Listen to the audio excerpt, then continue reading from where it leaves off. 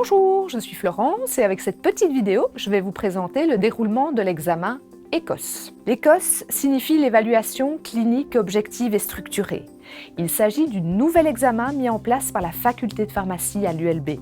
Il sert à vous évaluer dans votre pratique officinale de manière la plus objective possible.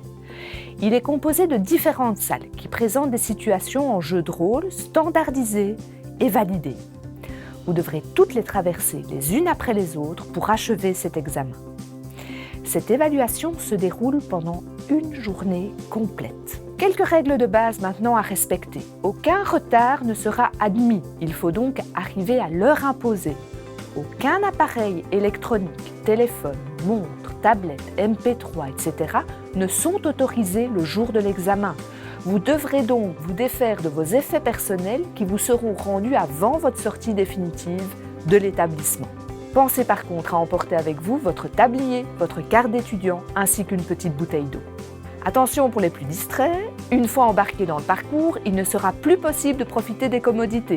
Pensez donc à vous soulager avant d'entrer dans le circuit. Une fois sur la ligne de départ, plus aucune communication entre vous ne sera tolérée, même s'il s'agit de discuter du dernier épisode de votre série préférée. Maintenant, laissez-moi vous expliquer comment se déroule un circuit type.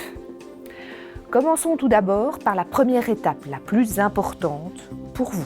Lorsque le signal retentit, vous entrerez dans votre première station pour une durée précise de 7 minutes. Dans chaque station, un pharmacien patient ainsi qu'un pharmacien évaluateur vous accueilleront. Votre objectif sera de prendre en charge le patient de la manière la plus optimale possible. Chacun d'entre vous devra se présenter devant la porte de toutes les stations de pratique officinale créées pour l'examen. Une fois que vous aurez terminé toutes les stations, la seconde étape de l'examen consiste simplement à entrer dans une salle de quarantaine surveillée. Ceci afin de garantir la même chance pour tous, pour ne pas qu'un groupe sorti du circuit ne donne les situations d'examen au suivant. Rassurez-vous, une fois dans cette pièce, l'interdiction de communication sera évidemment levée. Ce n'est que lorsque le dernier groupe d'étudiants est introduit dans le circuit que les autres reçoivent l'autorisation de récupérer leurs effets personnels et de se diriger vers la sortie. L'examen sera alors terminé. Merci pour votre écoute et bonne suite pour votre examen.